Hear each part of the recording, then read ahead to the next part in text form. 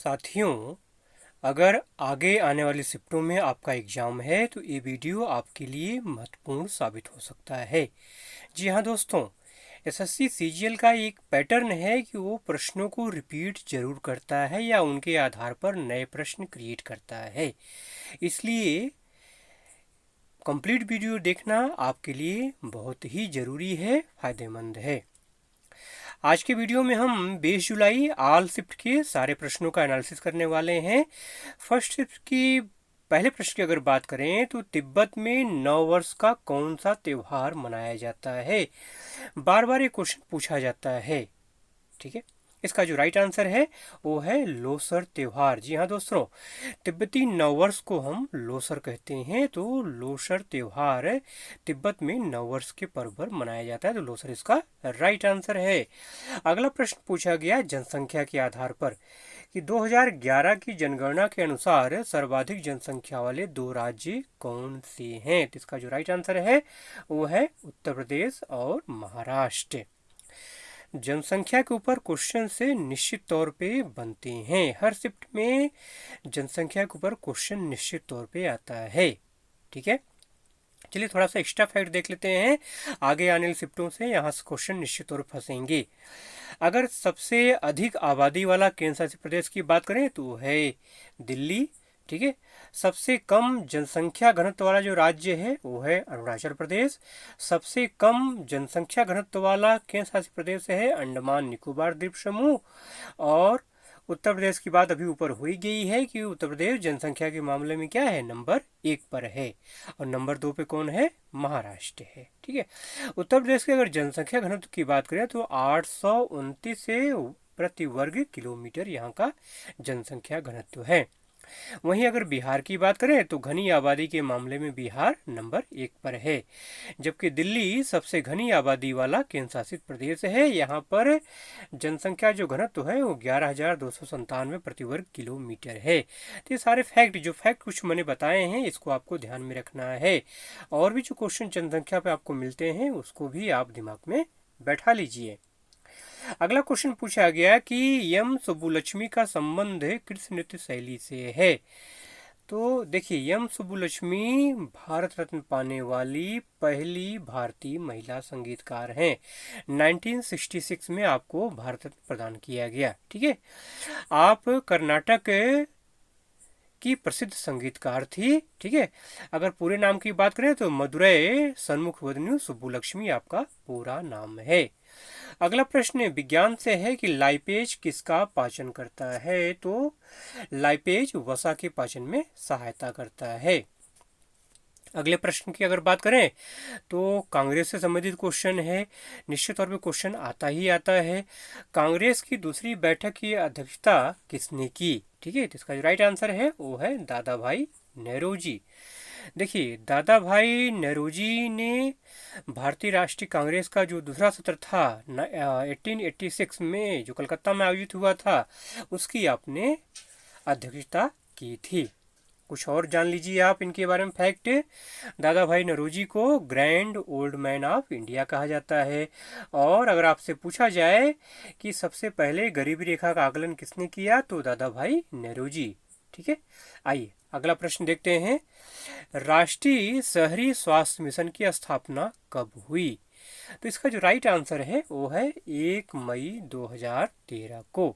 ठीक है, अगले प्रश्न की अगर बात करें तो 22वें विधि आयोग के अध्यक्ष कौन हैं। तो इसका जो राइट आंसर है वो है ऋतुराज अवस्थी। जी हाँ दोस्तों, कर्नाटक उच्च न्यायालय के सेवानिवृत्त मुख्य न्यायाधीश न्यायमूर्ति ऋतुराज अवस्थी को भारत के 22वें विधि आयोग के अध्यक्ष के रूप में नियुक्त किया गया है। ठीक है, अगर हम पहले की बात करें तो स्वतंत्र भारत का जो पहला विधि आयोग था वो वर्ष 1955 में 3 साल के कार्यकाल के लिए स्थापित किया गया था। पहला विधि आयोग 1834 में ब्रिटिश राजकाल के दौरान वर्ष 1833 के चार्टर अधिनियम द्वारा स्थापित किया गया था और इसकी अध्यक्षता लॉर्ड मैकाले ने की थी। तो ये फैक्ट भी आपको ध्यान में रखना है, रिपीट हो सकता है।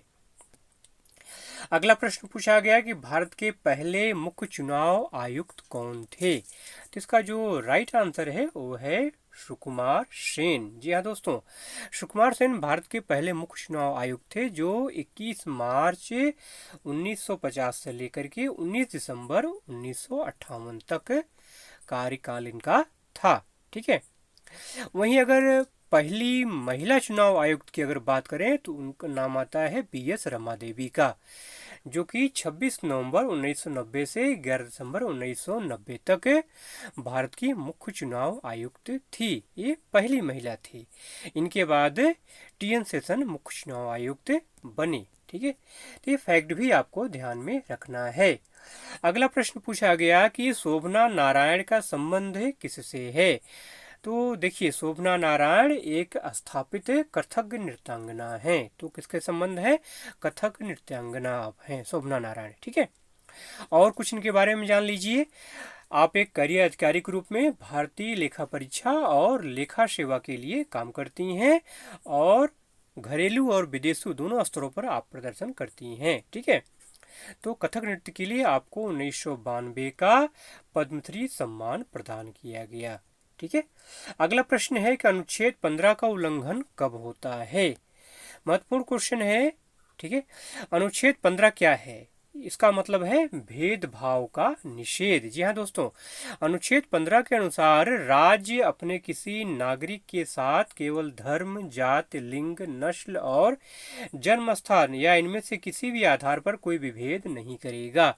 इसका सीधा अर्थ है कि राज्य एक धर्म ज्यादा और दूसरे धर्म के लोगों को कम महत्व नहीं दे सकता, मतलब सभी धर्मों को समान रूप से देखना है। वहीं अगर अनुच्छेद 15(2)(b) की अगर बात करें तो कोई भी व्यक्ति किसी अन्य व्यक्ति को धर्म, जाति, लिंग या जन्म स्थान के आधार पर सेप्टिक टैंक, कुआं, सड़कों या राज्य द्वारा बनाए गए किसी अन्य धन या विशेष रूप से सार्वजनिक उपयोग के लिए नामित सुविधा का उपयोग करने से प्रतिबंधित नहीं कर सकता है। एक एग्जाम्पल दूं मैं आपको। मान लीजिए आप फिल्म देखने गए और वहां पर आपका जो नौकर है वो भी फिल्म देख रहा है, तो आप गुस्से में उसको वहां से भगा नहीं सकते, या उससे आप ये नहीं कर सकते कि तुम फिल्म नहीं देखोगे, जाओ यहाँ से। ठीक है, ऐसा आप नहीं कर सकते। ये 15(2)(b) का उल्लंघन माना जाएगा। ठीक है, आइए अगले प्रश्न पे चलते हैं। मैराथन दौड़ की लंबाई कितनी होती है? मैराथन दौड़ ये लंबी दूरी की दौड़ प्रतियोगिता है। इसकी जो आधिकारिक दूरी है वो है 42.195 किलोमीटर, मतलब 26 मील 385 गज। अगला प्रश्न पूछा गया प्रधानमंत्री पोषण योजना के आधार पर। ठीक है, क्या पूछा गया एग्जैक्ट नहीं पता है आपको, हम प्रधानमंत्री पोषण योजना के बारे में बता देते हैं। ठीक है, आंसर अपने आप आपको समझ में आ जाएगा। केंद्रीय मंत्रिमंडल ने सरकारी और सरकारी सहायता प्राप्त स्कूलों में गर्म पका हुआ भोजन उपलब्ध कराने हेतु प्रधानमंत्री पोषण योजना को मंजूरी दी है। यह योजना स्कूलों में मिड डे मील योजना के मौजूदा राष्ट्रीय कार्यक्रम का स्थान लेगी। इसे 5 वर्ष मतलब 2021-22 से 2025-26 की शुरुआती अवधि के लिए लॉन्च किया गया है। अगले प्रश्न की अगर बात करें तो चंद्रगुप्त मौर्य का सेल्यूकस से युद्ध कब हुआ था? तो इसका जो राइट आंसर है वो 305 और 303 ईसा पूर्व के बीच सेल्यूकस निकेटर प्रथम और चंद्रगुप्त मौर्य के बीच 2 साल का संघर्ष हुआ था। ठीक है, चंद्रगुप्त मौर्य ने यूनानी राजा सिकंदर के सेनापति सेल्यूकस निकेटर को हराया था। मेगास्थनीज सेल्यूकस निकेटर द्वारा 302 ईसा पूर्व में मौर्य साम्राज्य के भारतीय राजा चंद्रगुप्त दरबार में भेजा गया यूनानी राजदूत था। तो फैक्ट भी आपको ध्यान में रखना है। अभी कल के शिफ्ट में ये क्वेश्चन पूछा गया था कि चंद्रगुप्त मौर्य के दरबार में कौन राजदूत बनकर के, कौन सा यूनानी राजदूत चंद्रगुप्त मौर्य के दरबार में आया था। ये क्वेश्चन कल के शिफ्ट में भी पूछा गया है। ठीक है, अब देखिए घुमा करके उसी क्वेश्चन को दोबारा रिपीट किया गया है। अगला प्रश्न पूछा गया PM मुद्रा योजना के बारे में। क्वेश्चन स्पष्ट नहीं है, आइए आपको हम PM मुद्रा योजना के बारे में डिटेल में बता देते हैं। देखिए, प्रधानमंत्री मुद्रा योजना मतलब PMMY के तहत माइक्रो यूनिट से डेवलपमेंट एंड रिफॉर्मेंस एजेंसी मतलब मुद्रा ठीक है। मुद्रा के ऊपर पिछले दिनों क्वेश्चन आया था, उसमें डी का फुल फॉर्म आपसे पूछा गया था। आज देखिए थोड़ा सा इसको क्वेश्चन को पलट दिया है। ठीक है, मुद्रा का मतलब क्या होता है? माइक्रो यूनिट से डेवलपमेंट एंड रिफॉर्मेंट्स एजेंसी। ठीक है, ये लोन स्कीम है भारत सरकार की। ठीक है, जो व्यक्तियों, एसएमई और एमएसएमई को लोन प्रदान करती है। मुद्रा के तहत 3 लोन योजनाएं ऑफर की जाती हैं, जिनका नाम शिशु, किशोर और तरुण है। ठीक है, इस लोन योजना के तहत अधिकतम 10 लाख रुपए तक का लोन मिलता है। अगला प्रश्न विज्ञान से है। ये मिलान करना था आपको, कुछ रोग दिए हुए थे, किस अंग को प्रभावित करते हैं उनसे उनको मिलाना था। ठीक है, तो आपको मैं आंसर बता देता हूँ। इसमें जैसे डिप्थीरिया है, अल्जाइमर है, ये आपको दिया गया था। देखिए, जो आपका डिप्थीरिया है, डिप्थीरिया की वजह से टांसिल, गला, नाक और त्वचा प्रभावित होता है। अल्जाइमर जो होता है, अल्जाइमर को जैसे दिमाग की कोशिकाएं नष्ट हो जाती हैं, जिसके कारण याददाश्त, सोचने की शक्ति और अन्य व्यवहार बदलने लगता है। और मम्स दिया गया था आपको, तो मम्स से जो है लार ग्रंथियों को प्रभावित करता है। ठीक है, आइए अगले प्रश्न पे चलते हैं। रेल कौशल विकास योजना 2023 के बारे में आपसे पूछा गया था। अब इधर देख रहा हूँ मैं 2 शिफ्टों से जो है, 2-3 शिफ्टों से जो है रेल के ऊपर क्वेश्चन से बन रहे हैं। ठीक है, रेल कौशल विकास योजना 2023 क्या है ये? इस योजना में कम से कम 50,000 युवा वर्ग को 100 घंटे का प्रशिक्षण दिया जाएगा। प्रशिक्षण लेने के बाद युवा वर्ग को सर्टिफिकेट भी प्रदान किया जाएगा, जिससे युवाओं को रोजगार के नए अवसर प्राप्त होंगे। तो इसकी मेन बात क्या है? 100 घंटे का ट्रेनिंग। ठीक है, रेल विकास योजना के अंतर्गत जो है 100 घंटे की ट्रेनिंग दी जाएगी। अगला क्वेश्चन पूछा गया कि भारत ने पहली बार थॉमस कप कब जीता? तो इसका जो राइट आंसर है वो है मई 2022। जी हाँ दोस्तों, भारत ने थॉमस कप के फाइनल में 14 बार के चैंपियन इंडोनेशिया को हराकर इतिहास रच दिया। भारत ने 73 साल में पहली बार इस खिताब को जीता। भारत इस खिताब को जीतने वाला 6ठा देश बन गया। तो ये सारे फैक्ट भी आपको ध्यान में रखने हैं। अगले प्रश्न की अगर बात करें तो गुर्जर वंश की स्थापना किसने की? तो इस राजवंश का जो संस्थापक था वो नागभट्ट प्रथम था। ठीक है, इसके वंशजों ने पहले उज्जैन, बाद में कन्नौज को राजधानी बनाते हुए एक विस्तृत भूभाग पर शासन किया। ठीक है, कुछ दोस्तों ने बताया कि चालुक्य वंश के बारे में पूछा गया था, तो इसके बारे में आप जान लीजिए। देखिए, चालुक्य वंश की स्थापना पुलकेशिन प्रथम ने 543 में की थी। ठीक है, पुलकेशिन प्रथम ने वातापी, वातापी कहाँ है? ये कर्नाटक के बागलकोट जिले में आधुनिक जो बादामी है वो ही आपका वातापी था। ठीक है, को अपने नियंत्रण में लिया और इसे अपनी राजधानी बना लिया। पुलकेशिन प्रथम और उनके वंशजों को बादामी के चालुक्य कहा जाता है। तो ये फैक्ट भी आपको ध्यान में रखना है। आइए कुछ इंग्लिश के प्रश्नों को देख लेते हैं। एनोनिम्स ऑफ एबॉन्डन, एंटोनिम ऑफ एबॉन्डन पूछा गया था। एबॉन्डन मतलब छोड़ देना। तो कीप या क्लेम। ठीक है, कीप मतलब रखना, क्लेम मतलब दावा करना। ठीक है, तो एबेंडन के विलोम शब्द होंगे। अगला एंटोनिम पूछा गया था एक्सेप्ट। एक्सेप्ट का क्या होगा? रिजेक्ट होगा। ये इसका राइट आंसर है। अगले प्रश्न की अगर बात करें तो फ्रेस पूछा गया था ऑन द बॉल। देखिए, दो फ्रेज जो है on the ball is used to say when someone understand the situation very well। जब कोई किसी परिस्थिति को अच्छी तरह समझ जाता है तो ऐसी कंडीशन को ऑन द बॉल कहा जाता है। ठीक है, अगला प्रश्न पूछा गया था कि big cage for keeping bird मतलब चिड़ियों को रखने वाले बड़े पिंजड़े को क्या कहा जाता है? तो उसको बोलते हैं एन एवेरी या एवेरिश। ठीक है, दोनों ऑप्शन सही है। अगला प्रश्न है कि 2021 में भारत में कौन सा चक्रवात आया था? तो इसका नाम था चक्रवात तौकता। जी हाँ दोस्तों, यह 2021 का पहला चक्रवाती तूफान था जो अरब सागर से उठा था। यह 17 मई 2021 को दक्षिण गुजरात से टकराया और इसे बहुत गंभीर चक्रवाती तूफान मतलब BSCS के रूप में वर्गीकृत किया गया।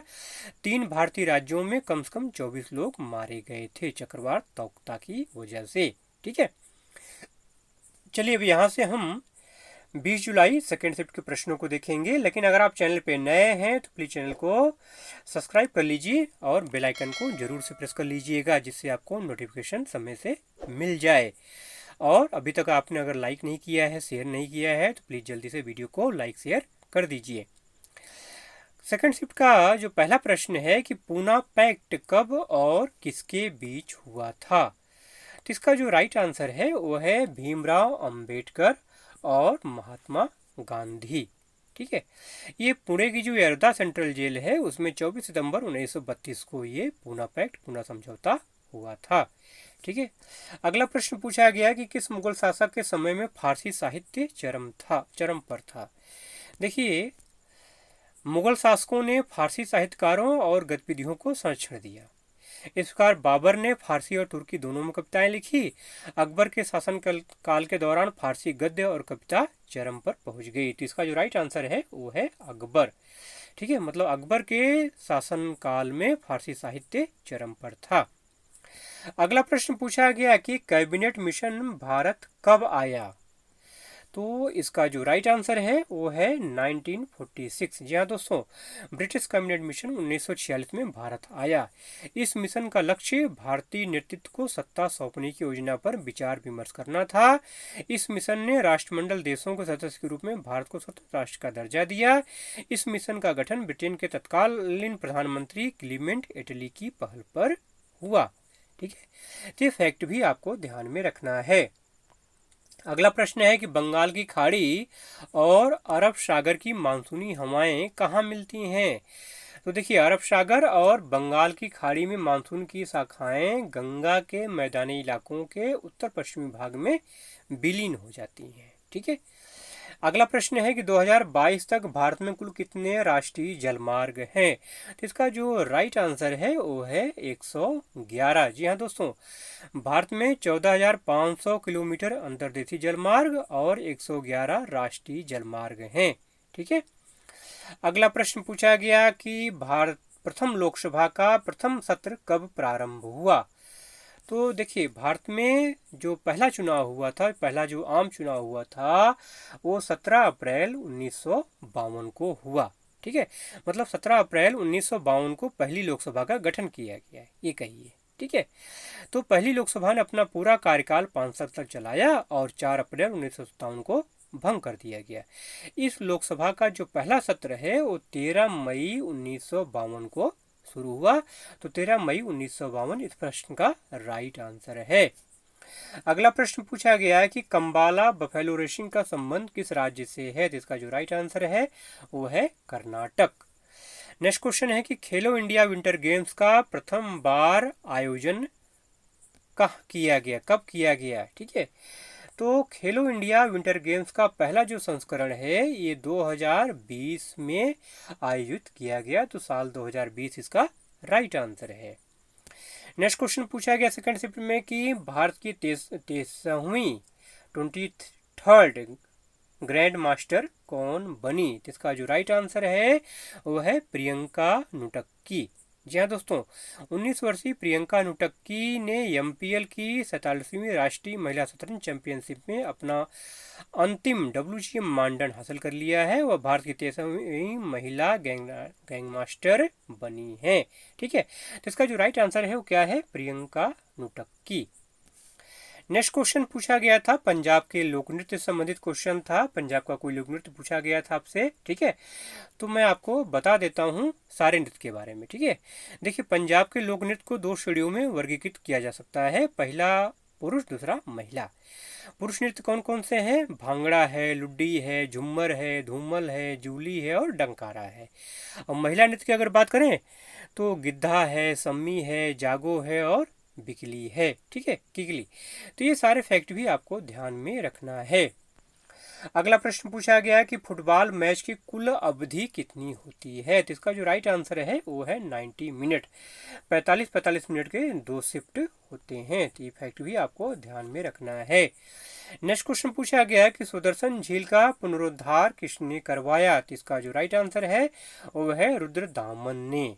ठीक है, अगला प्रश्न विज्ञान से संबंधित है कि आवर्त सारणी के अनुसार Hg का परमाणु भार कितना है। ठीक है, Hg को क्या कहते हैं, सिबोर्गियम। ठीक है, Hg क्या कहते हैं, सिबोर्गियम। तो सिबोर्गियम का जो परमाणु भार है वो 271 एटॉमिक मास यूनिट मतलब AMU होता है।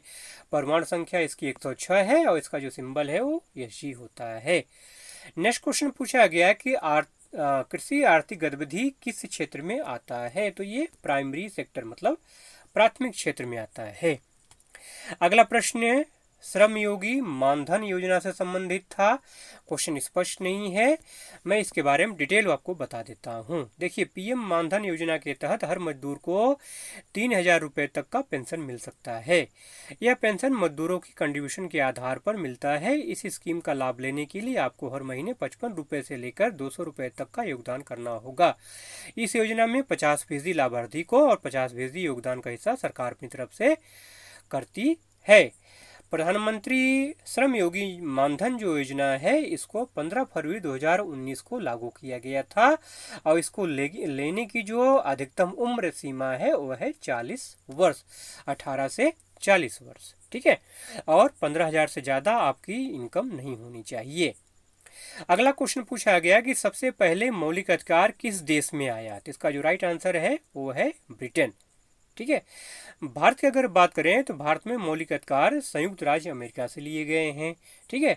लेकिन मूल अधिकारों का सर्वप्रथम विकास ब्रिटेन में हुआ जब 1215 में सम्राट जॉन को ब्रिटिश जनता ने प्राचीन स्वतंत्रताओं को मान्यता प्रदान करने हेतु मैग्ना कार्टा पर हस्ताक्षर करने को बाध्य कर दिया था।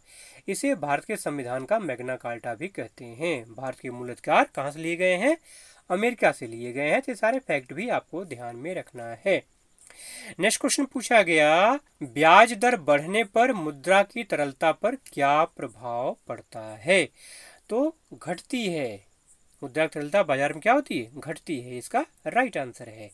अगला प्रश्न पूछा गया कि रिकी केज को कौन सा पुरस्कार मिला, तो रिकी केज को ग्रैमी अवार्ड प्रदान किया गया है, ठीक है। रिकी केज ने तीसरी बार ग्रैमी अवार्ड जीता है। इससे पहले 2022 में उन्होंने स्टीवर्ट कोपलैंड के साथ एल्बम बेस्ट न्यू एज के लिए खिताब जीता था। रिकी को पहला ग्रैमी अवार्ड 2015 में एल्बम विंड्स ऑफ संसार के लिए मिला था। इससे पहले भारत में पंडित रविशंकर और जुबिन मेहता ही ऐसा कर सके हैं, ठीक है। ये सारे फैक्ट भी आपको ध्यान में रखना है। साथियों, आइए यहाँ से अब थर्ड शिफ्ट के प्रश्नों को जल्दी जल्दी देख लेते हैं। थर्ड शिफ्ट का जो पहला प्रश्न आपसे पूछा गया कि राज्य लोक सेवा आयोग के अध्यक्ष को कौन हटा सकता है, तो इसका जो राइट आंसर है वो है राष्ट्रपति। अगर अभी तक आपने लाइक नहीं किया है तो प्लीज़ वीडियो को लाइक कर दीजिए और जल्दी से शेयर कर दीजिए। कितना टाइम लगेगा लाइक शेयर करने के लिए, बटन ही तो प्रेस करना है। जल्दी से लाइक कर दीजिए और शेयर कर दीजिए। अगला प्रश्न पूछा गया कि भारत में सबसे पहली ट्रेन कहां से कहां तक चली। देखिए, ट्रेन के ऊपर क्वेश्चन आज 2 क्वेश्चन ट्रेन के ऊपर बने हैं आज, ठीक है। तो इसका जो राइट आंसर है वो है पोरबंदर से ठाणे के बीच 1853 में। अगला प्रश्न पूछा गया कि अर्थशास्त्र के लेखक का नाम क्या है, कौटिल्य। नेक्स्ट क्वेश्चन पूछा गया कि राष्ट्रीय नृत्य शिरोमणि पुरस्कार 2022 से किसे सम्मानित किया गया, तो अपर्णा सतीशन इसका राइट आंसर है।